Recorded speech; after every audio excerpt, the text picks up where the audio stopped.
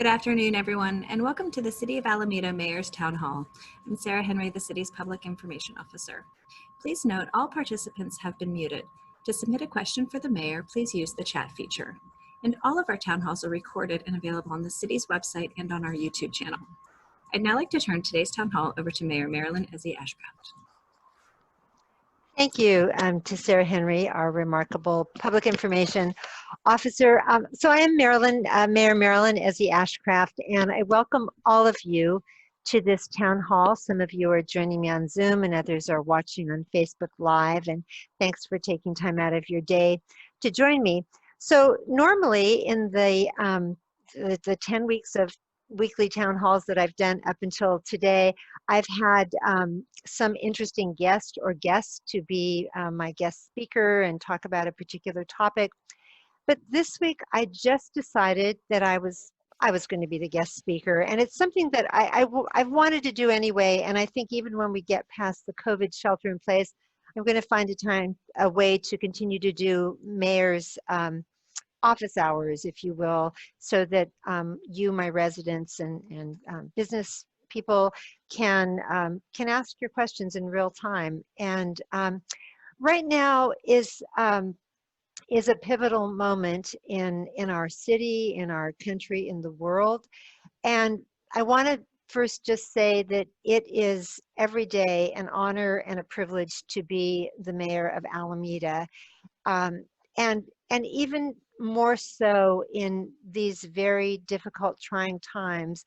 And I will hasten to add that there was no playbook training manual for first what we as mayors were working with when we all learned about COVID-19 and had to ask our residents to shelter in place. And then we had in our nation a horrendous series of racial violence, injustices, the murder of George Floyd, the murder of Ahmaud Arbery, Breonna Taylor, and then in our own city, heartbreakingly to me as mayor and someone who grew up in this city, we had an incident that actually occurred a few days before George Floyd was murdered on May 23, and I would imagine that everyone watching has by now seen the awful video from body-worn cameras of the officers of a Black man, a resident of Alameda, being stopped by police for essentially dancing in the street. And we'll get to your questions about that. But what that did was unleash many emotions. I would not exaggerate to tell you that I have gotten thousands of emails. Now, some of them are coming from out of the country and out of the state, and I'm sorry, my residents will always have top billing, and yours are the emails I will answer when I can get through to them. But what we've seen just in Alameda in the past week to 10 days are demonstrations, and some of them thousands of participants. And I find that so heartening for so many reasons. One of them is the marches to date, most of them, and the biggest ones, have been youth-led by our high school students, recent high school graduates. They're incredible, and as I tell them, and I've been staying in touch with the youth leaders because I want to work on getting some important dialogues going involving them. But what I tell them is, you give me hope. I mean, it should give all of us adults out there, you should just feel gratified that our future is in their hands, the hands of these young people, and I think our future is bright. They have grown up in a society where there is much more diversity, certainly now in Alameda than there was when I grew up going to Edison Lincoln and Alameda High. And they also have learned to just stand up and make their voices heard for just causes. And we saw this around the environmental awareness, but also in the attempts to reduce gun violence and reduce, gun possession. And now they're turning out in huge numbers to say, enough. Black Lives Matter. We are, we can't go on as we are, and I agree with them. And so, and the other thing I will tell you as a mayor is that it would be a lonely place to be trying to figure out what to do. I mean, I have a city council I work with, certainly in city administration, but the mayors of Alameda County also have the Alameda County Mayors Conference, and we meet on a monthly basis. Now we meet via Zoom, but trust me, we are all grappling with these issues. And just last night, well, the mayors of Alameda County, and then we have the, I'm represent Alameda in the League of California Cities and on the executive board of the East Bay division of the League of California Cities. And those are the cities of Alameda and Contra Costa counties. So we get to hear about what's happening in other cities too. And we are not alone in being a city that is calling for reform of police practices and policies. The mayor of Hayward we were on a call last night in a meeting, and you know, she is chagrined that in Hayward in the month of May there were 3 police shootings, one of them a fatality. I think in the month of April, San Leandro had a police fatality. So we are all looking at what are the best models? What are some practices that are out there?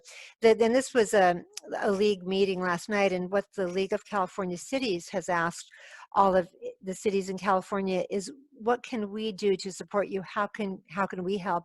And my answer to that question was, we would like to see models of, there have to be cities in California, certainly there are a few scattered across the country, where they have reimagined what policing looks like. I mean, you may have heard about Camden, New Jersey, some years ago, disbanded their police department and then brought it back with a new community policing model that has been very successful. And closer to home, the cities of Richmond and oh, I'm going blank, but one of the cities in Contra Costa County, El Cerrito and Richmond, both adopted community policing models, and I was hearing from a couple of their council members last night that that has been a good model. So I want to get more information about that. What I want to do really quickly before I go to talk a little bit about COVID, because we are still in the midst of the COVID-19 pandemic, but it is related to what we're going through now. And our wonderful county public health officer in Alameda County, Dr. Erica Pond, spoke to the Alameda County Mayor's Conference just this past Wednesday night. And she said, and she's talked about this ever since these demonstrations have started, that she calls it a double tragedy. First, we had the disparate impact that COVID-19 has on our communities of color, on our Black and Latina communities, and that has to do with years of disparity in housing, in access to medical care and educational opportunities, and lack of insurance, and those things have to change. And then on top of that single tragedy of COVID-19, we have the tragedy of the murder of George Floyd at the hands of the Minneapolis police that brought people out into the streets protesting. And what Dr. Pond says is, although large gatherings are certainly not allowed under the county shelter-in-place order, she said that she simply asks us to ask our residents, and I have done this and I will do it again, to just protest carefully. So wear your masks, and people are, from what I'm seeing, wearing their masks, and try to maintain that social distance of 6 feet apart. It's hard, but at least when you're outside, that's better. But please wear your masks. And Dr. Pond says she actually hopes that the pandemic will make a difference in combating racism, that it has just, you know, pulled the curtain aside, and we have seen that there are these disparities, and so they're very much related, everything we're dealing with right now. But the protests are also the wild card in the increase in the case rate of COVID-19. So what Dr. Pond also asks is that if you have been involved in demonstrations, maybe more than one, and God forbid you weren't wearing a mask, you might seriously want to consider getting tested 7 to 10 days after the last demonstration you were involved in, because that is about the incubation period when there would be enough of the substance in your uh, the RNA to be tested through the the nasal pharyngeal swabs that you've probably heard about. Now in Alameda right now, we don't have a test site. We're hoping to get one. Gosh, I think they told me that I might know on Friday if we're getting one next week, and trust me, we will blast out the information as soon as we get it. But in the meantime, there are other test sites in Alameda County and nearby, next door in Oakland, next door in San Leandro. If you go to our Alameda County Public Health Department's website, you can search and you will find a list of test site locations. Usually you need to register ahead of time online just so you get that appointment to come in. I know they also accept walk-ups, but you might have to wait longer. Testing is free. So go to, and I know Sarah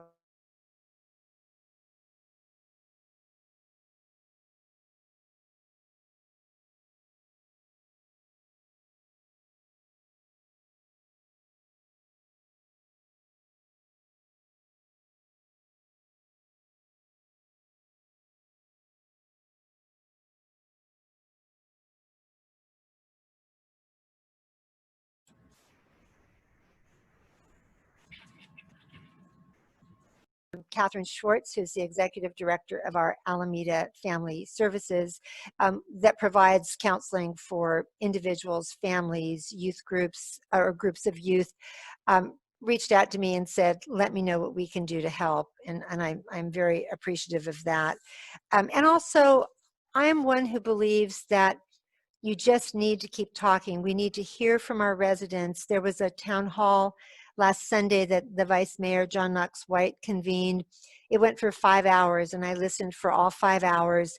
And some of the most painful remarks came from African-American Alameda residents talking about being followed home by the police after having moved to Alameda, having that happen several times until officers realized that this woman actually lived here. And another gentleman, a lawyer, talked about how his Black friends won't come to Alameda to visit him. And several mentioned being warned not to come to not to move to Alameda as African Americans. And I'm also, not only am I fortunate to have a close affiliation with the mayors of Alameda County, I am friends with a lot of council members on other councils, and one of my friends, Lynette Gibson McElhaney, is a council member in Oakland, and I was talking to her about my experience here, what had recently happened, some things I'm trying to do to move us forward, create some dialogue, and she said, yeah, Marilyn, I mean, Alameda, she said, you have wonderful diversity in so many ways, but you have this reputation.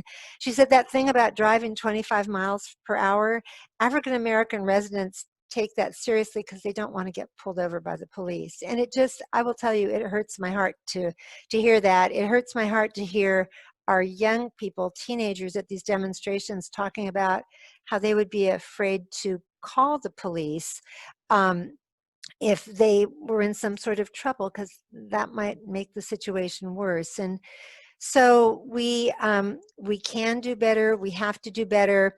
And as far as talking, so I'm listening to residents of all ages. I want to hear their experiences, but I also reached out to the Police Officers Association. I called the POA president on the phone and said, you know, the Police Officers Association, you can either be a part of the solution or a part of the problem. And so we need to hear from you. And what are you willing to do? And so I will say we just texted as recently as this morning, and he's not able to be on the call because he has another assignment today. But I will say, and he said I could share what he told me, that the POA is the Police Officers Association is absolutely committed to a better way of policing. I want them to be a part of these difficult conversations. And I know that the Police Officers Association President, Alan Kobayama, was listening in on the entire town hall last Sunday. So he heard those remarks himself. And he believes we can get to a solution if everyone puts aside their egos and works together. And I'm committed to doing just that. I'm looking at my notes quickly. Oh, and I just also want to really thank, I don't know that she's on this call, but I got a letter, a very thoughtful letter from an Alameda resident who's a San Francisco firefighter, a woman firefighter. Yay, we don't have too many of those in Alameda. Anyway, she's been a firefighter with San Francisco Fire Department for 21 years. And as you can imagine, you know, firefighters are often first on a call or in an emergency situation. And in San Francisco, I'm sure you see a little of everything. But she talked about that she'd watched the videotapes. She was very disheartened by seeing them, of the videotapes of this arrest. And she said, you know, there clearly needs to be more training, more experience, maybe riding with experienced officers in how you would respond to a call. Respect, she noted something that I noted. And I'm not trained in police procedure, but the very first words out of this young officer's mouth when he approached this individual were, "Hey, dude." And the officer was younger than the individual being stopped. I mean, some of you know, because I share it, my background is Arab American, and as with many cultures, and not that the gentleman who was stopped was elderly, but he was older. And in my culture, as in many cultures, there's just this respect for your elders and the way you would address them. And if you're a Spanish speaker, you know there's a more formal way that you would address someone who is older than you and than you would if it's your contemporary or someone younger than you.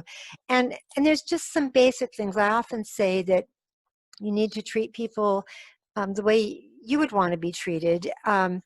But this firefighter said that she asked that the city of Alameda guarantee the highest level of training, community interaction, and assure that the manner in which a person is treated has nothing to do with the color of their skin. And I wholeheartedly agree and thank her. I messaged her on Facebook yesterday, because this was a letter. People send letters these days. And so I just wanted to reach out and thank her because those were great comments. So at this point, I think I have spoken enough, and I see, let's see, I see Sherry Johansson with her hand waving. So I don't know that that means she wants to speak or she's got a comment. There's Sarah, I'm going to turn over to you. Can you explain to our viewers how to ask a question? You need to unmute yourself, Sarah. You're right, I do. And I crashed there, and I'm so thankful that the meeting continued because I was gone for a couple of minutes. And anyway, so I didn't fail too badly, I hope.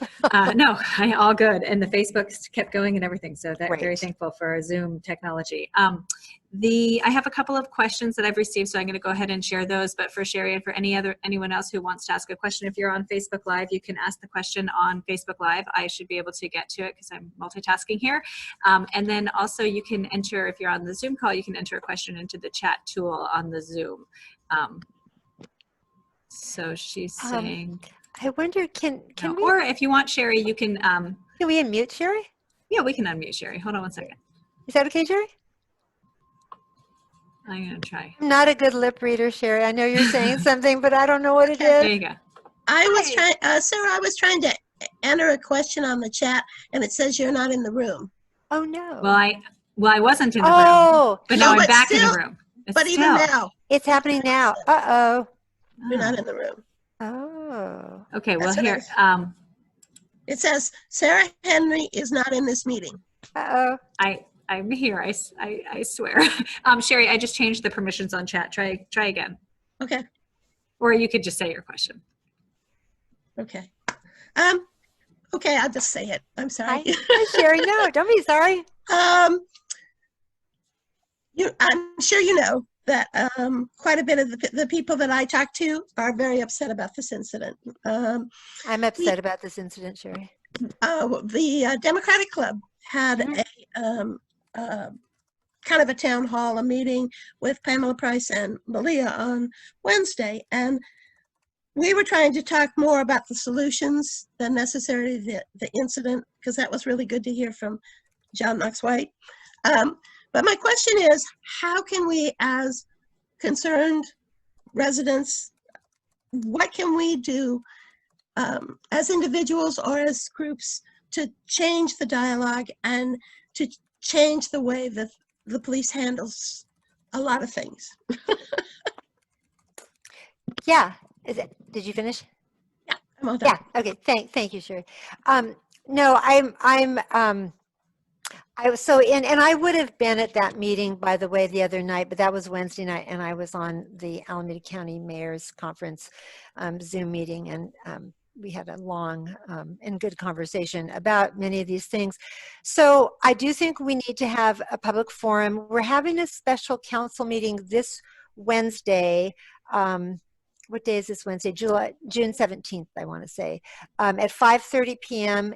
And we are going to discuss, the council is going to start discussing what it will look like. If you read the staff report, it is kind of benign. It's about, allowing the mayor to sign on to this mayor's pledge to do better policing, police practices like the 8 policies that are recommended by Campaign Zero. But certainly speak at that meeting. And then just listening to my fellow mayors the other night at the mayor's conference, I think we probably do want to convene a workshop, and I would want representatives from the Police Officers Association. And by the way, Alan Kobayama, the Police Officers Association president, asked me to be sure to distinguish between POA is the police officers union. You've heard lots about police unions lately, I'm sure, as separate from the police department, because they don't speak for the whole department, but he certainly speaks for his membership to say they want to work with us. But what I would envision is a workshop, and realistically speaking, I think it's going to look something like this, because for a while anyway, we're not going to be able to be in large gatherings, but this can still be very effective. But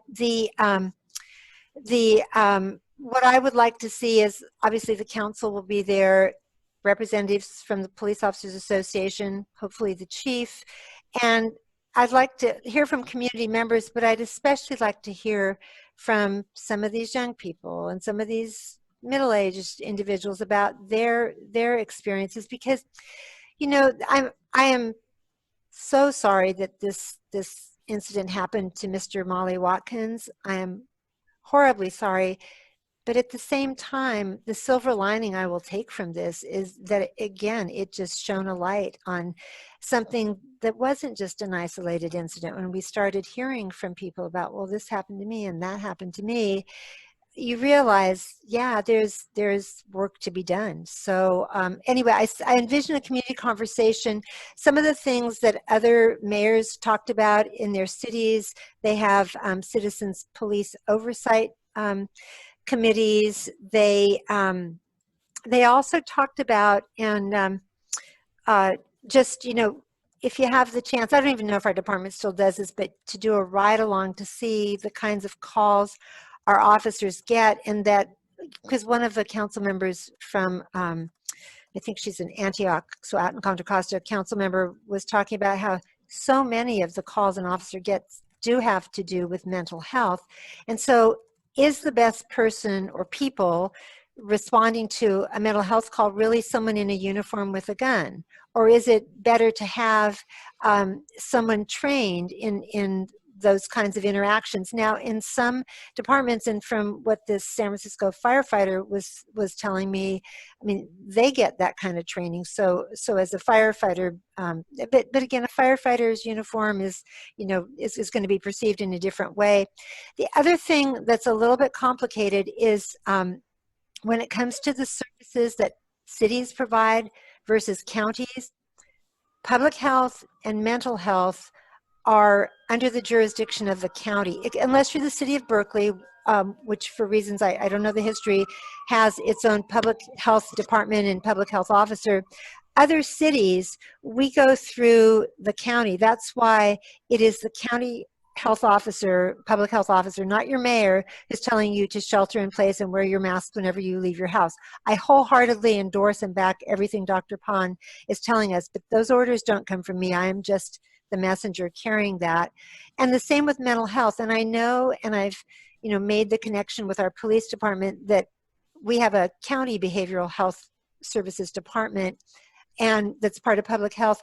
They will provide workers, social workers, who are specially trained for emergency situations to go with police officers to calls that seem especially problematic. But is there a way that maybe we could have those resources in the city instead of going to the county? And then it's a matter of, resource allocation and all that. But yeah, lots of possibilities. But I think it starts with some good community dialogue in this special meeting on Wednesday, that's the only topic. But, we're going to need a number of conversations. And then we can also, we've got great examples from cities around us. And so we will avail of ourselves of other resources too. Other questions, Sarah? One of the questions that's come in says, what are the repercussions or accountability for the officers involved in the incident involving Molly Watkins? So that's something I can't speak to. That's a personnel issue, and it hasn't been shared with me because personnel issues are covered by state law, by our city procedures and the contract that the police officers operate under. So I do not have an answer to that. And I will hasten to say that we will always need to abide by state law. We don't get a choice. But we are lucky to be Californians, and we have a great legislature and governor.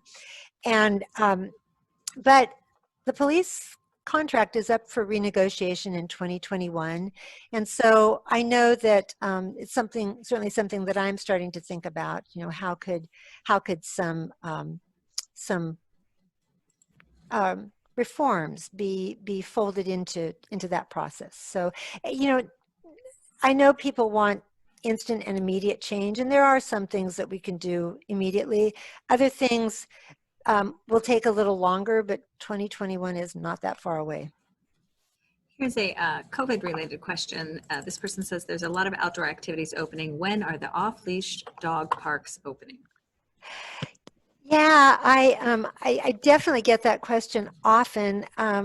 My answer is when the public health officer says they can open. I know her concern is that it's a place where people congregate.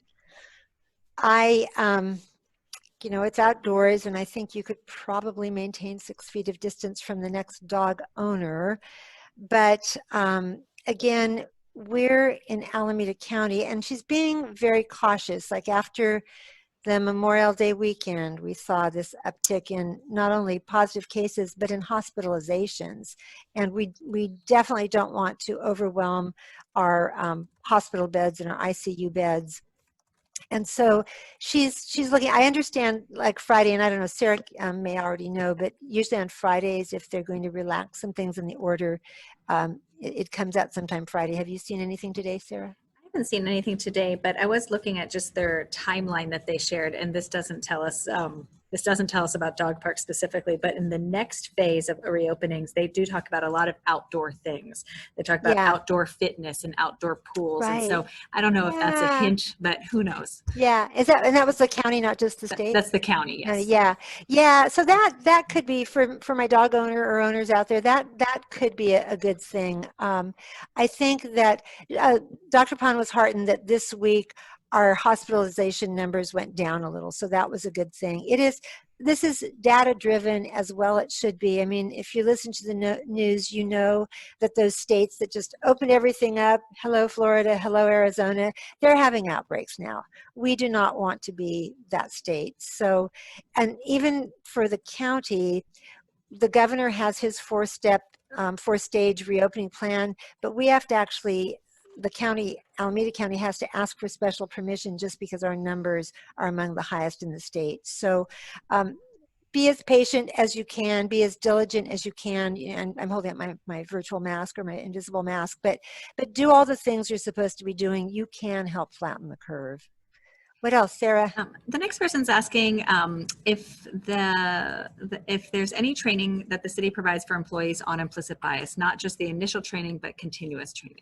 Continuous training. So good question. That came up at our East Bay Division of the League of California Cities last night. I believe from hearing the police chief talk on this town hall a week or 2 weeks ago, I guess, that officers get initial implicit bias, training on how to recognize implicit bias that we all operate under, don't even realize it. But there is a lot of conversation out there about it needs to be regular and ongoing. And we just talked about that last night, as I said at our meeting, and said that, you know what, we as elected officials, we need to go through that training on a regular basis too. And so we asked for the league to provide that for us. Yes. I'll put a link into, many people have done this, but there's the Harvard implicit bias tests that you can take online. It's not a full training, obviously, it's just a quick test, but I'll put a link to that in the chat because it's quite compelling. Thanks, Sarah. The next person said that they think the community should lead the solutions on how we determine safety, and the police officer should listen and follow the decisions the community makes. I agree with most of that. I would say, yeah, I very much agree that they should be community-led solutions. And then I would also want to hear from the police department to know, what input they would have. No solution is going to be the best we can come up with if it only comes from one side. So everyone needs to feel listened to, but the playing field has not been level, is what I would say. And it's time for the Police Officers Association to be in listening mode. I very much believe they are, and I will be all over them if they're not. So you have my commitment to monitor that. But yes, the community, my residents are remarkable. You send me some communications that just are so thought-provoking, and you've done the deep dive, and I appreciate that, and I am in listening mode. So I'll stop talking and listen. Yes. Here's someone that says that APD has mentioned that they will not be responding to certain types of calls any longer. So what are the resources available for calls that our police may not be best suited to answer? Well, the communications I've seen are having to do more with a call that comes in and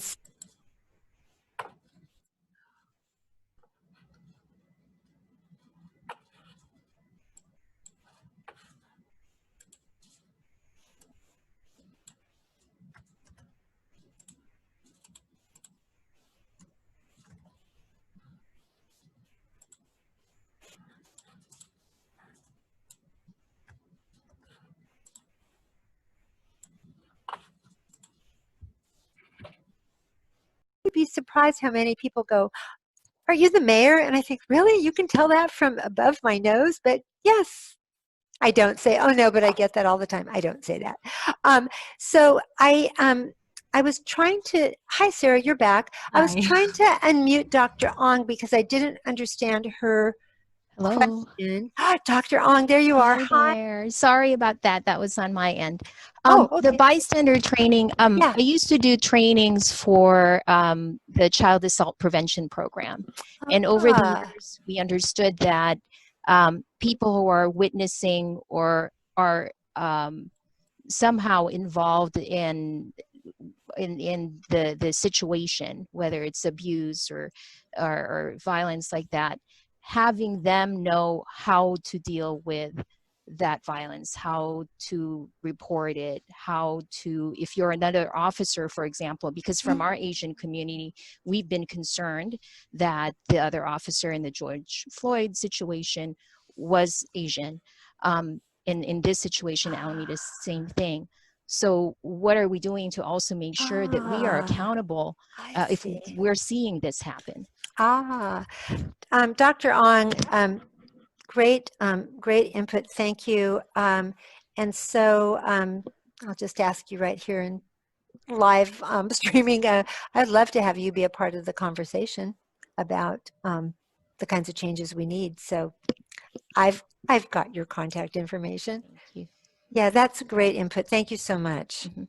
I understand what you're saying now. Yeah, thank you. You're welcome. All right. Okay, Sarah's back. Let's Back. strike while the iron is hot before you lose connection again. And I've officially made you the co-host, so you should be able to go on Thank you. without me, and no matter what. Anyway, this person would like to know, what are the chances of adjusting the budget to lower the police budget and move to social services of some type? I would say everything is on the table. I think that's a conversation the council is going to have. We need to, we need to see where the resources are. One of the things some of the folks on this call that I was on last night were saying is they have looked at their budgets for both police and fire, and but we'll just talk about police now because that's the topic, and looked at, like, of the volume of calls, what percentage involved violent crime, what percentage involved mental health. I mean, that's not to say that there aren't some crossovers, but I think that would probably be one of the places to take a look, because again, you always want to be basing your, what you do on the data that we have, but also looking at practices that have worked with in other communities. So I would say that conversation is very much going to take place. Another question back to COVID. How do you expect to flatten the curve when we do more testing? We should be looking into hospitalization rates, not COVID-19 cases, in order for us to be reopening. We are looking at all of that. There are 5 indicators, and let's see if I can remember them off the top of my head, but it is the rate of new cases. It is also the number of hospitalizations, and within that category, how many hospital beds and how many ICU beds are taken up by COVID patients. And you never want to see that percentage more than 50%, because, especially for ICU beds, because people still have heart attacks and strokes and get into automobile accidents. And right now we are at like 4% of our ICU beds in the county are taken up with COVID patients. You want to be sure to have a 30-day supply of PPE, the personal protective equipment, for your hospital workers at all your hospitals, which we currently have, but we keep running into these shortages with hospital gowns, which I don't know, but we'll work on that. And then testing capacity. And right now, we haven't yet met our county goal of testing. I think it's up to 3,300 people a day, but we're well over 50% of that goal per day. And the last one is, oh, Sarah, what's the last one? Can you remember? Hospitalizations, sufficient capacity, testing, disease containment. Disease containment. There, that's a quiz. So disease containment means when someone is test positive, then they need to be isolated or quarantined, and they also send someone in to do what's called contact tracing, which means it's a series of questions. They need to find out all the people you've recently had had contact with and contact them and tell them to shelter in place for 14 days. And then it's a matter of making sure that people, because if you can't leave your home and your family members shouldn't either, well, unless you can be isolated from them, then you need food. You might need prescriptions picked up. And something I'll just put a little shout out, and Sarah, maybe you can put it in the chat box. I think I'm going to find, oh, I know. If you have interest in being a volunteer contact tracer, and it does require training, and and also they're looking for volunteers who would be able to work full-time doing this for months, because COVID is going to be with us for months. But if you are interested and think you could commit that kind of time, here is a website, or you can go to this site. It is PH Volunteers, that would stand for Public Health Volunteers, plural, at acgov.org. So, but anyway, the good news there is that they have been able to do the contact tracing and the isolation quarantine for 90% of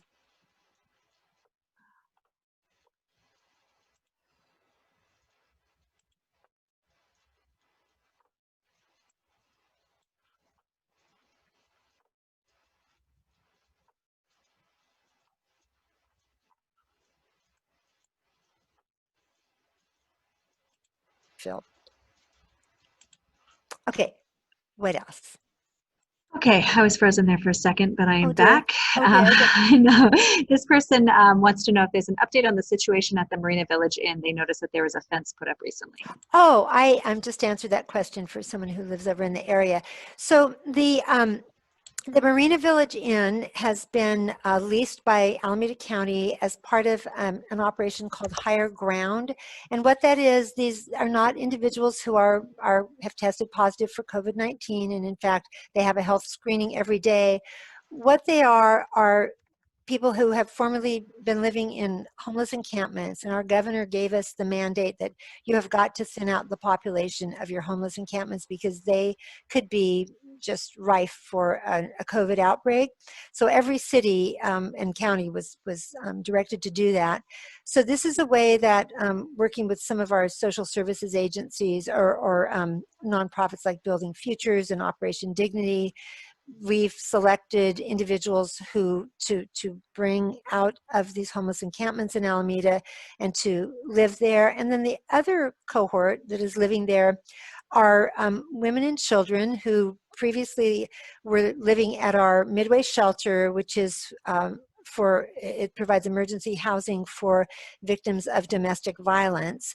And it was simply a matter of needing to thin that population out so that they could do the appropriate social distancing there, because you probably also have heard that congregate settings like nursing homes have been sites of outbreaks. So this is just the county and the state being proactive to avoid that. And I also will say a sad footnote to the COVID pandemic is that we have seen an increase in the number of domestic violence cases. I haven't seen the numbers yet for May, but for the month of April of 2020, as compared to April of 2019, because sometimes there's seasonal differences in these statistics, in Alameda, we saw a 41.5% increase in domestic violence calls to the police. So anyway, we want to make sure that we're keeping these individuals safe. The fence is around them because they are sheltering in place. They're not supposed to go out. Their meals are brought to them. They have wellness checks. And for the homeless, the formerly unsheltered individuals, they're working with caseworkers who are hoping and trying to find them permanent housing once it's available. So a lot of good things happening. I've heard the fence is ugly. I am so sorry, but you know, there are worse things, people. Thank you for asking that. Here's someone who'd like to know how mask wearing will be enforced, because just today, as in the past days, this person sees people who are not wearing masks. Yeah, that's a tough one. We're a city of 79,000. The police are not going to go out and cite you most likely. They might remind you if they see you and you're out without a mask. We got a lovely donation of 20,000 masks from our sister city, Zhangjiang in China. And I asked our city manager if he could make boxes of those masks available for all of our police officers for their patrol cars. So when they're out and about, if they see someone or if they're at a homeless encampment and people don't have masks, please give them some masks. The best thing I can say is if you feel safe in doing it, and of course you would also always, because this is Alameda, say it politely and with civility, just say to someone, wow, I'm so sorry you're not wearing a mask. I'm wearing my mask to protect you from me, and I wish you would wear one, to protect me. And I have made a mental note, when I go out, I'm going to have fresh masks in a little bag in my purse and just offer it to them, or say your mayor wants you to wear this mask. But I do think that peer pressure is really powerful. So speak up, say something when you can. it's a challenge. I mean, the thing is, we're going to get out from under this pandemic sooner if we would just all comply. And it is the county public health officer's order. What else, Sarah? So next there's a comment and then a question. I'll read the comment first. The comment is to take the money away from APD and use it to train people to care for those who won't abuse our citizens, fund what our community needs. And the question is, why has it been made public that APD will no longer respond to non-criminal concerns right after they were busted for abuse of a Black Alameda resident? That I don't, I'm not sure that there's a policy, there was a policy that I'm not sure why that is, and but that's a good question. Let me see about if we can get a press release or something out. The other thing I'll share with everyone, you've probably seen the 8 Can't Wait campaign, and very, not only common sense approaches there based on 30 years of data, and data shows that in the cities that have adopted them, police violence rates have gone down. It's just been like a win-win. So I get the email that says that Alameda PD only complies with 2. My police chief and I'm hearing through him and the city manager, we actually comply with 6. And so I asked Sarah the other day and asked the city manager to ask the police chief, if we comply with those 6, there must be a way that you can go back to the campaign 0, which is where this comes from, and say, here's an update to what we're doing. Here's our policy from our policy manual. So I'm told that has been done. They've both emailed the campaign and filled out an online form. So hopefully we'll have that to announce as well. But I'm making a note to announce how we can announce the change in response protocol. The next question asks, where do you stand on renaming Jackson Park? This is a moment that seems to beg for reexamining such names. I've been seeing Ezra's question there since 1240, so I was hoping you were going to get to that. I think that is perfectly sensible, and yes, it is a moment in time, kind of like taking down Confederate monuments, right? So I know there's a process, because we believe we've done this sort of thing before, possibly through the Recreation and Parks Department, maybe going to the Recreation and Parks Commission. Yeah, let's get that conversation going. We had actually developed an online form that people could complete where they could suggest some new possible names. So I'll talk with our director of Recreation and Parks. Maybe we can resurface that. We had received a bunch of great comments before. Oh, good. But it's a different time now. Yeah, it is a different time, but yeah, good. Okay, the next person is asking about hair salons and barbershops. Yeah, that question came up at the mayor's conference the other day, and let me just pull my notes up on my iPad that sometimes freezes on me. One of the things that was asked is, what about, we won't like this answer. The mayor of San Leandro asked about, what about opening small hair salons where certain safeguards can be put in place? Dr. Pond, the public health officer, said maybe 2 phases from now. She's just feeling that would be, it's indoors and too much close contact. It's hard to you have your haircut, your hairdresser is close to you. I don't know. I know you're going to probably reply that, but some cities are doing that, and I'm sure they are, but that is where the disease burden, that's the term that means, how many cases and all those other criteria, where their disease burden is lower. Here's a question about the implicit bias trainings, and they're asking if they include bystander training. Well, that was the one Dr. Ong talked to us about. Okay, got it. Yeah, okay, and that was great. I'm so glad she was able to explain what that meant. I think that's an excellent item to include. yeah. Okay, so then the next one is a suggestion. This is what I mean, by the way, about smart residence science. Absolutely. The next person suggests that we do more culture inclusive events. They say that people are afraid of what and who they don't know, and that this may be a lesson for those who fear Black people breathing calls. Yeah, I think that's a great idea. I think that's a great idea. And that's Melody Montgomery. Send me your ideas about what kinds of course, you know, I say that, and right now, I'm not sure when we're going to get to do festivals and things again, but we will someday. But there must be other ways to celebrate different cultures. And I agree with you completely that people fear what they don't know and don't understand.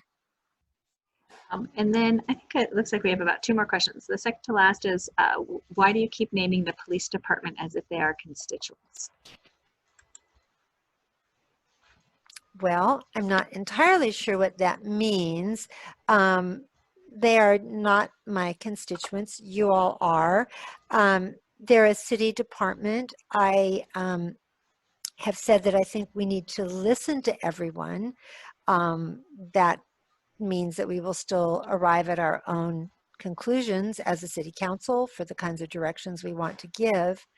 But I feel that everyone has a voice, and I think this is an opportunity to do better. I mean, there's tremendous pain and polarization in this moment, and I fully understand that and recognize it. And what I want to do as your leader, one of your leaders, but as the mayor, is to help our community work past this. I don't want us to continue to be polarized.